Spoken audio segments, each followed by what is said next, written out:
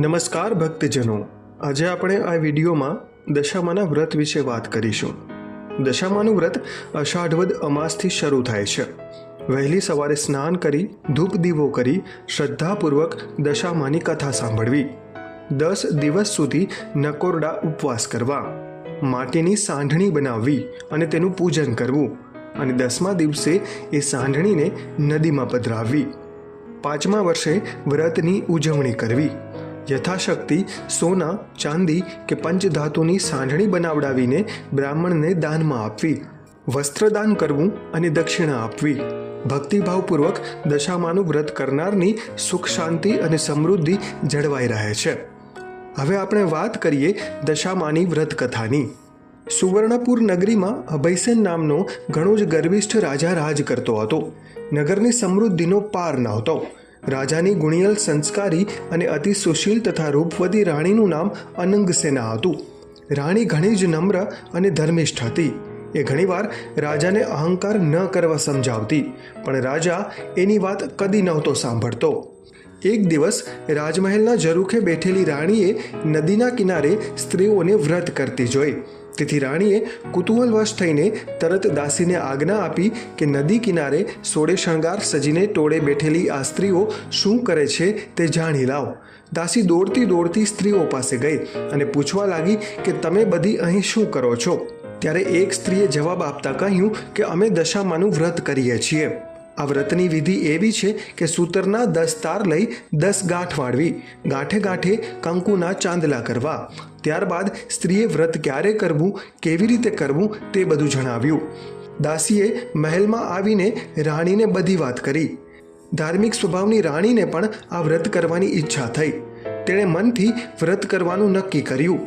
તેણે રાજાને આ વાત જણાવી તો અહંકારી રાજાએ તેને ના પાડી દીધી અને કહ્યું કે આ વ્રત તો ગરીબ ગુરખા માટે જ છે.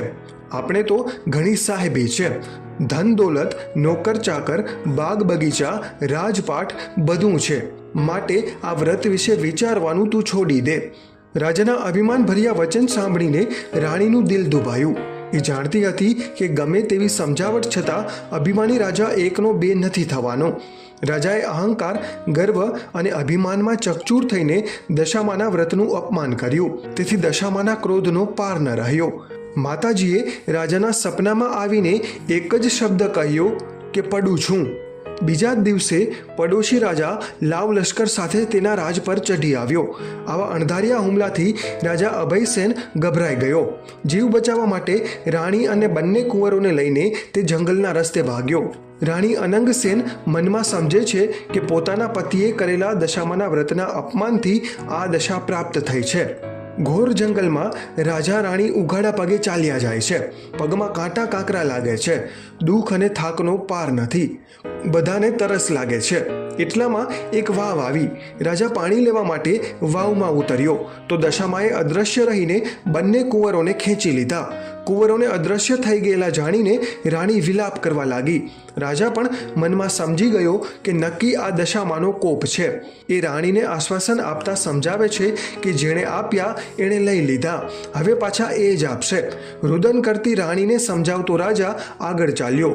થાકના લીધે બંનેના પગ ઘસડાય છે. પગમાં વેઢા વેઢાના કાંટા ભોંકાઈ ગયા છે. તેમની પીડાનો પાર નથી. રસ્તામાં એક વાડી આવી. રાજાને થયું કે હાશ, 2 ઘડી વિસામો મળશે. પણ રાજાએ વાડીમાં જેવું પગ મૂક્યો તો ખીલેલા ફૂલો કરમાઈ ગયા. વાડીનો માળી વિચાર કરવા લાગ્યો કે નક્કી આ માણસ પાપી પગલાનો છે. તેથી માળી લાકડી લઈને રાજા રાણીને મારવા દોડ્યો. રાજા રાણી માંડ બચીને ભાગ્યા. જીવનથી હતાશ થઈ ગયેલા ભિખારી જેવી હાલતમાં રાજા રાણી એક નગરમાં આવ્યા.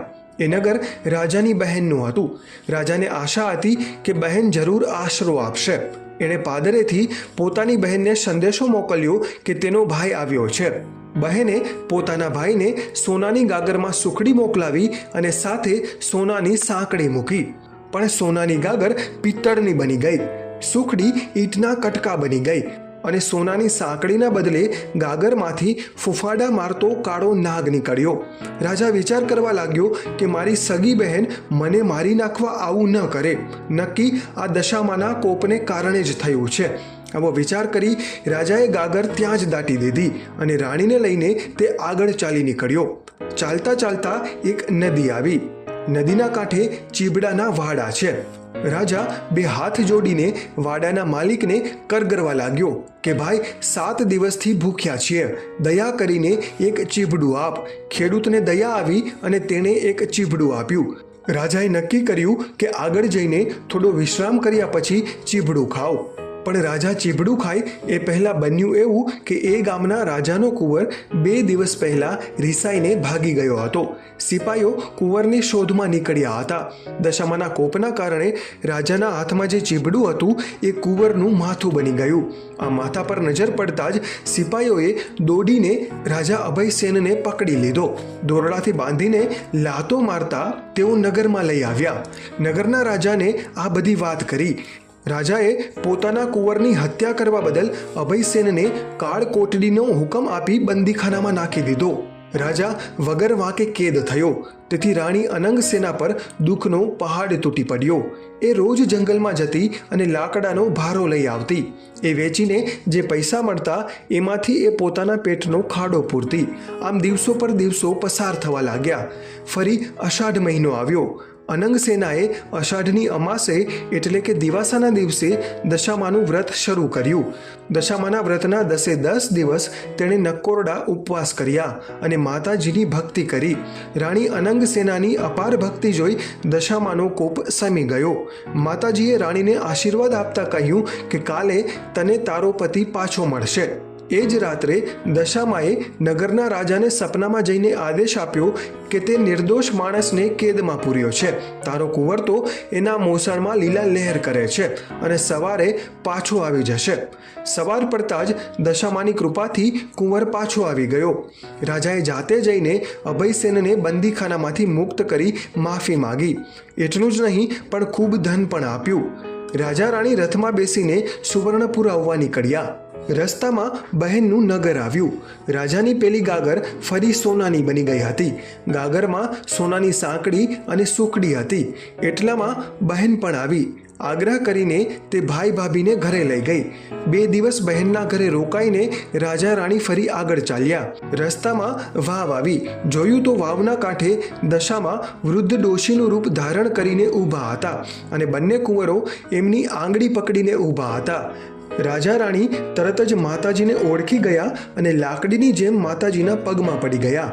દશામાએ પોતાના અસલ સ્વરૂપમાં આવીને દર્શન આપતા કહ્યું કે હે રાજા, તે અભિમાનમાં આવીને મારા વ્રતનું અપમાન કર્યું હતું, તેથી તારા પર હું કોપાયમાન થઈ હતી, પણ હવે તારો ગર્વ ગળી ગયો છે. વળી તારી રાણીએ ભાવથી મારું વ્રત કર્યું છે, તેથી હું પ્રસન્ન થઈ છું.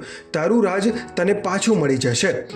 માં કરતો રાજા અભયસેન દશામાના પગમાં આડોટી પડ્યો અને બોલ્યો કે હે માં, કળિયુગમાં તમારી કારમી કસોટીમાંથી કોઈ પાર ઉતરી નહીં શકે, માટે આવો કોપ કદી ન કરશો.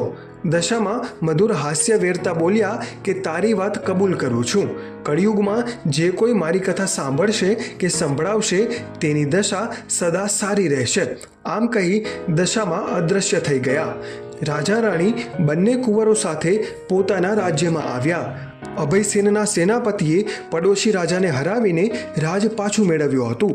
રાજા રાણી આનંદપૂર્વક દિવસો પસાર કરવા લાગ્યા. દશામાનું વ્રત આ રાજા રાણીને જેવું ફળ્યું તેવું આપણને સહુને ફળે. બોલો દશા માત કી જય.